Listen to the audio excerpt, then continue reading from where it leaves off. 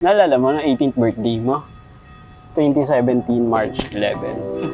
Pala. Sundad-tunda ko yan.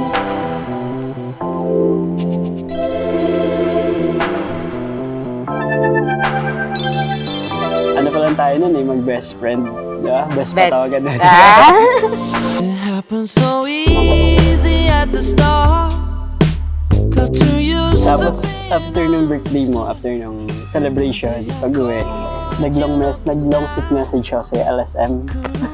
Natatanda ako. Tapos, sa last part na yun, nagsabi ako ng I love you, best.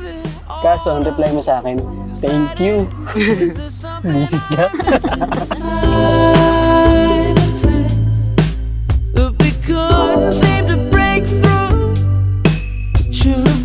March 16. Okay, yun lang. Oh. Ano meron?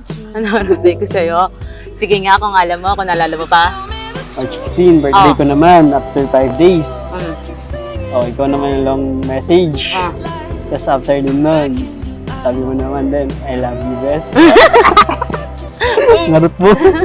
That thing you had, I wish I'd come back with the right lines. You threw down the blind with just a matter of time.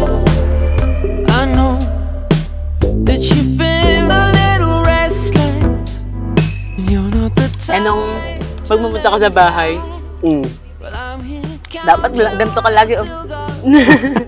Hi, Tito. Siyempre, kuya-kuya pa ako nun.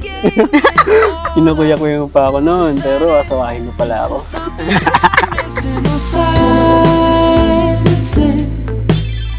We never seem to break through. Should have known, needed more than this to hold on to you. Just tell me the truth. Who's got you singing again? I'll put that light back in your eyes. Who's got you singing? Hindi ko akalain, babe. Tsaka, nung pinanood ko na yung video, kita ko yung si Papa, si Mama, at sila tawa. Galing. The best. Pero, bakit kasi nakabaliktad yung singsing? Naalig kasi sa box. Siyempre, tataranta na, nakabaliktad. Tapos nalaglag pa. Pero okay lang yan. At least ang sagot ay... Yes!